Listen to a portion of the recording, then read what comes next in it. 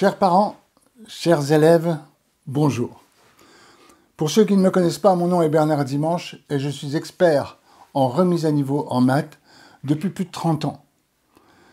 C'est pour ça que je peux me permettre de parler aujourd'hui de venir au secours des maths, puisque c'est ce que je fais depuis 30 ans, et de venir surtout au secours de l'enseignement des maths, et aussi de définir ce qu'est véritablement le mal français, que j'appelle le mal français parce qu'il est particulier à l'Hexagone.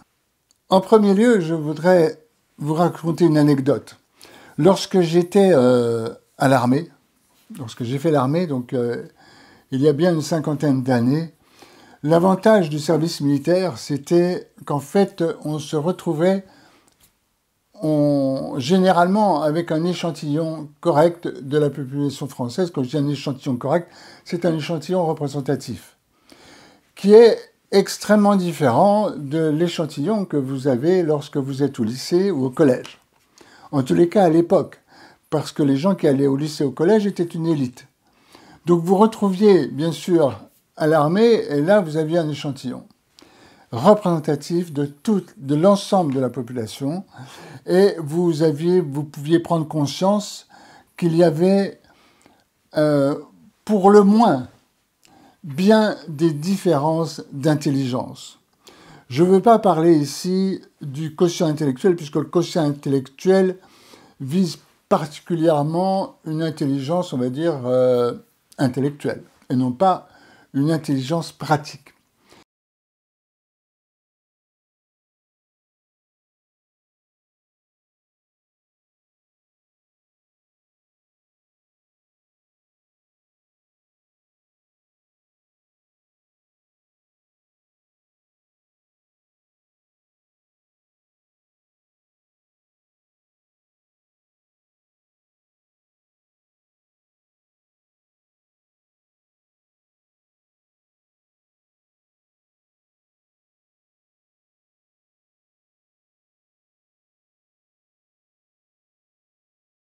Ce que je voudrais vous dire, c'est que il y a une chose que l'on peut observer, c'est le classement de la France au niveau de l'enseignement des connaissances mathématiques.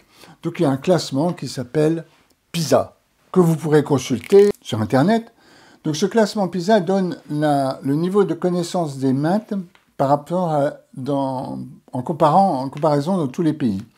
Et il se trouve que la France est 29e.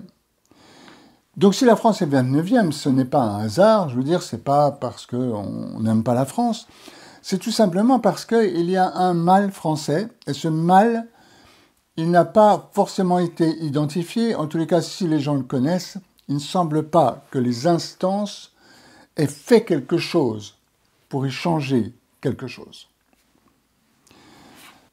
J'ai eu une autre chance qui était la chance d'aller à l'école primaire jusqu'à l'âge de 14 ans. Donc jusqu'à l'âge de 14 ans, je n'ai fait qu'étudier un niveau qu'on appelait le certificat d'études primaires à l'époque, et qui était basé sur beaucoup de problèmes concrets. Donc en ce qui concerne les problèmes concrets, je suis imbattable puisque j'ai fait 3 CM2. Ça équivaut à faire 3 CM2. Donc bien sûr, la répétition et l'engouement de mes instituteurs à me donner des problèmes de plus en plus compliqués a porté ses fruits, et donc je suis imbattable sur ce sujet. L'enseignement à l'époque en classe primaire avait cet avantage énorme.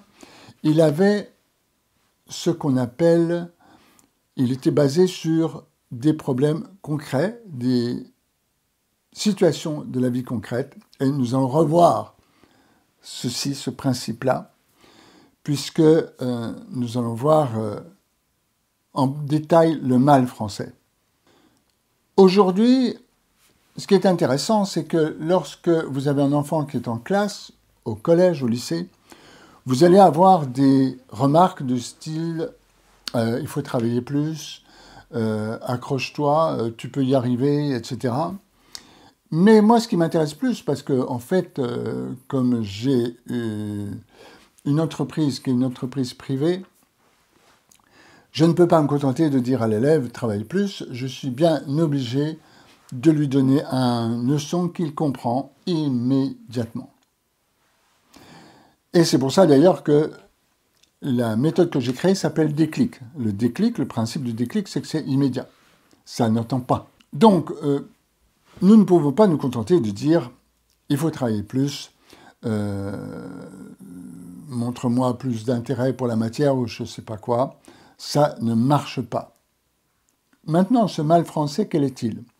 Moi, je n'ai aucun mérite à l'avoir trouvé, puisque lorsque j'ai fait mes propres études après, au lycée, au collège et au lycée, puisque à 14 ans, je suis entré au collège et au lycée, dans des classes spéciales pour rattraper le baccalauréat scientifique, eh bien, je me suis trouvé avoir un avantage qui était l'avantage du concret. Je connaissais tout sur le domaine concret. Et donc, je me suis heurté quand même à un enseignement qui était un peu difficile parce qu'il était trop abstrait, parce que j'avais des enseignants. Je ne comprenais pas pourquoi je ne comprenais pas du premier coup.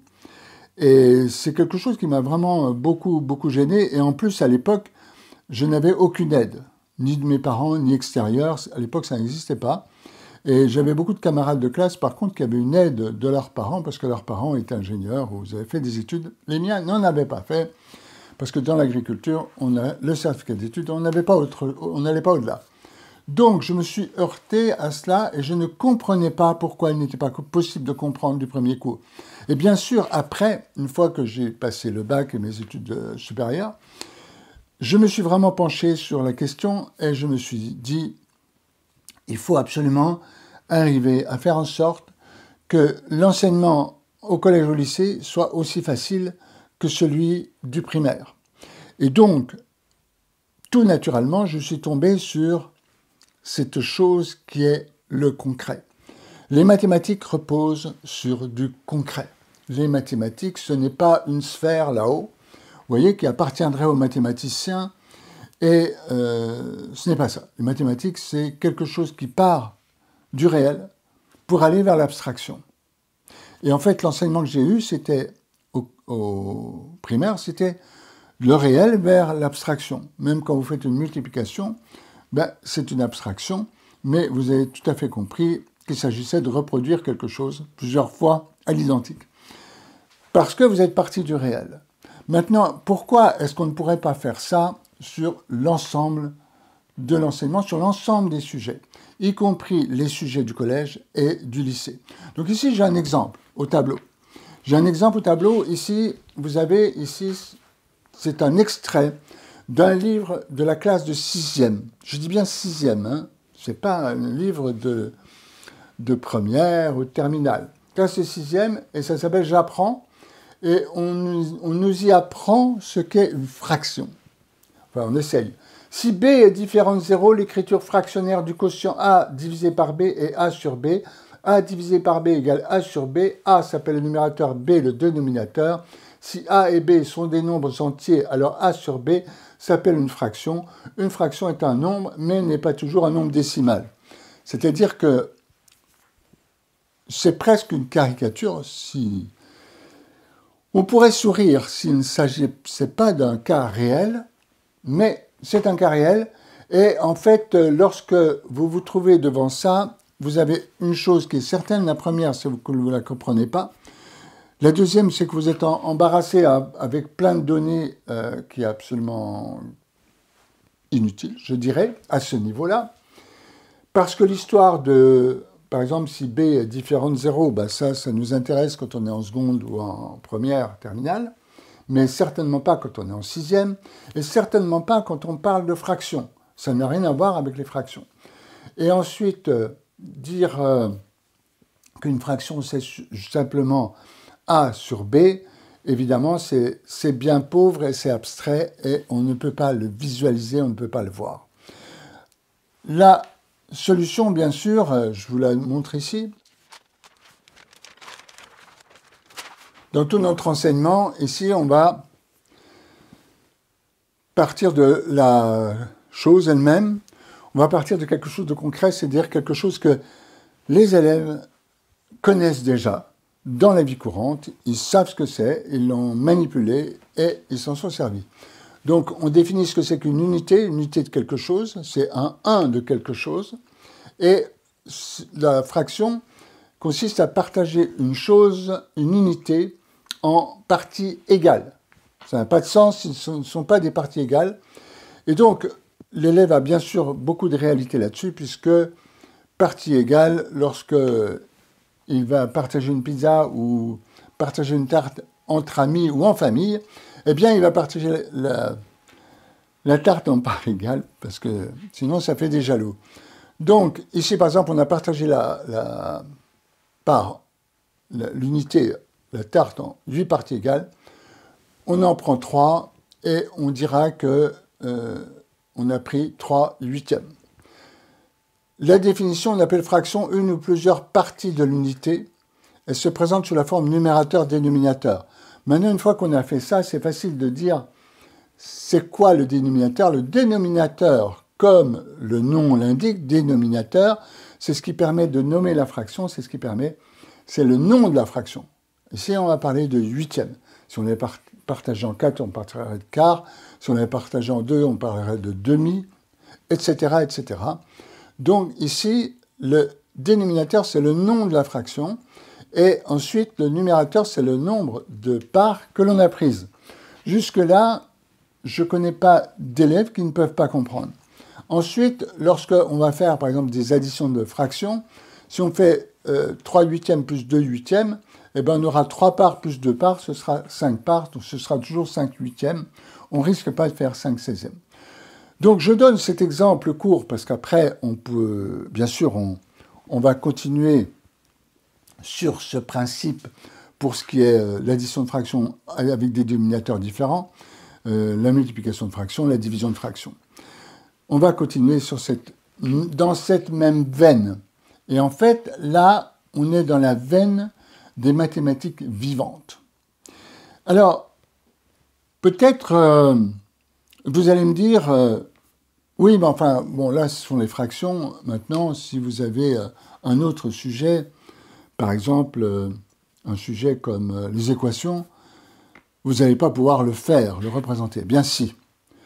Tout le travail que j'ai fait sur le collège et le lycée, ça a été de partir de concret et de prendre des exemples concrets et des exemples de manipulation à partir de la vie réelle pour montrer tous les sujets, y compris par exemple des sujets comme les fonctions qui peuvent paraître compliqués, y compris par exemple les fonctions dérivées. Vous voyez, on arrive à des niveaux très supérieurs.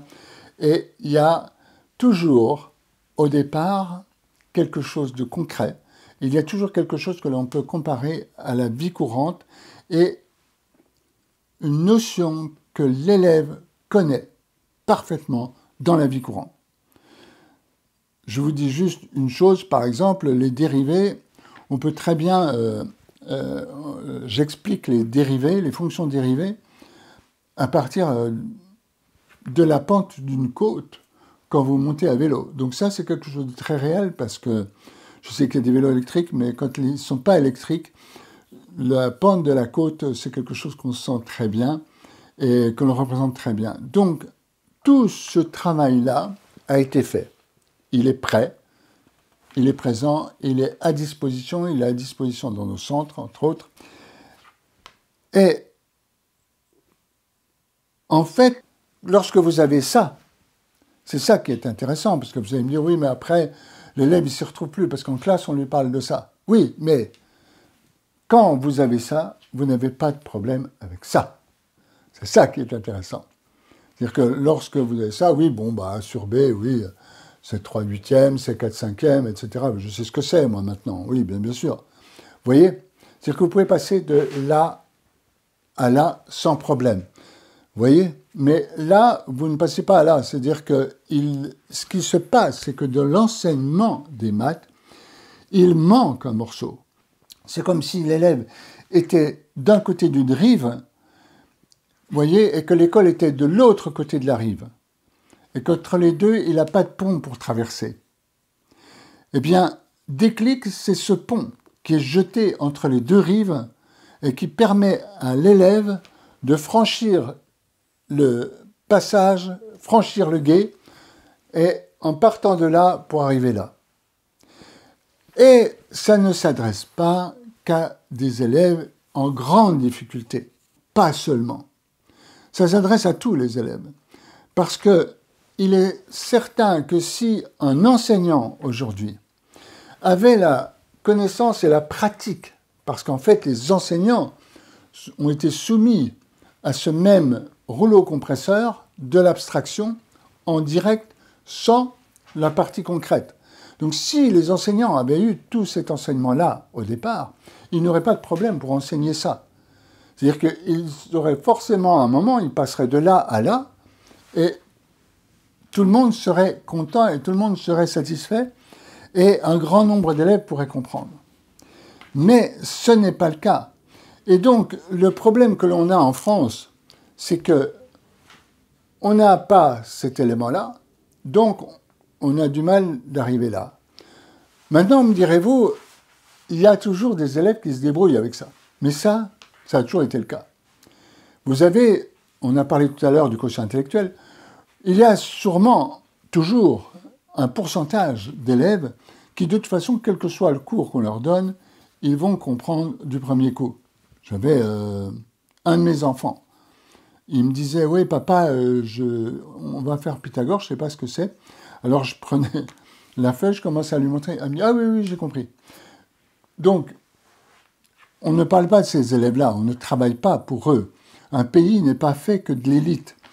Et c'est bien qu'on ait une élite, d'ailleurs, on a vraiment une élite, on a fabriqué le Concorde, on a fabriqué l'énergie nucléaire pour produire de l'électricité. Je veux dire, on a fait plein de choses comme ça, et nous avons une élite, on n'a pas de problème là-dessus. Maintenant, si on n'a qu'une élite et qu'on n'a rien en dessous, vous voyez qu'il y a un creux comme ça, un vide en dessous, on a un problème dans un pays. Et on a une autre chose qui est difficile, c'est que on a une quantité d'élèves qui sont perdus. C'est-à-dire que leurs aptitudes sont perdues. Et sont perdues pour une raison simple, c'est qu'on ne leur a pas donné la chance de passer par là pour arriver là. Et ça, c'est ma mission, c'est notre mission. C'est-à-dire que de donner la chance à un pourcentage extrêmement élevé d'élèves, vous voyez, de passer de là à là et de comprendre ça, et avec cela, d'être capable d'obtenir des diplômes, d'être capable de faire une école d'ingénieur, d'être capable de faire une école de commerce. Donc ma mission, notre mission, que ce soit dans nos centres de soutien scolaire ou sur les réseaux sociaux, notre mission, c'est juste de permettre à tous les élèves d'accéder à ça. Quand je dis tous les élèves, c'est aussi les parents, parce que les parents, quand ils parlent de ça, ils sont capables d'aider leurs enfants plus facilement. Et également l'accès à tous les enseignants, parce que quand tous les enseignants feront ça, on fera quelque chose, je vous jure, pour le classement PISA de la France, et on fera quelque chose pour les élèves. Donc il faut bien comprendre que nous avons une élite, puisque nous avons une élite en France, ça fait aucun doute. Et celui qui comprend du premier coup n'est pas forcément notre cible, puisque lui, il comprend du premier coup. Notre élite, elle était capable de faire le Concorde, elle a fait le TGV, elle a fait l'énergie nucléaire pour produire de l'électricité. Donc il n'y a fait aucun doute que nous avons une élite. Mais en dessous de cette élite, nous avons des gens qui ont une intelligence qui est plus pratique et qui ont besoin de passer par ça pour aller là. Et lorsqu'on parle d'un ingénieur, un ingénieur, c'est pas quelqu'un qui a la tête dans les étoiles. C'est quelqu'un qui a peut-être la tête dans les étoiles, mais qui a les pieds sur terre. Et donc, qui a besoin de comprendre ça. Parce que le travail d'un ingénieur, c'est pas d'observer une abstraction. L'ingénieur, il observe une réalité, il observe un problème dans notre environnement et il trouve une solution. Et donc, pour observer notre environnement, quand il observe notre environnement, il observe le monde réel.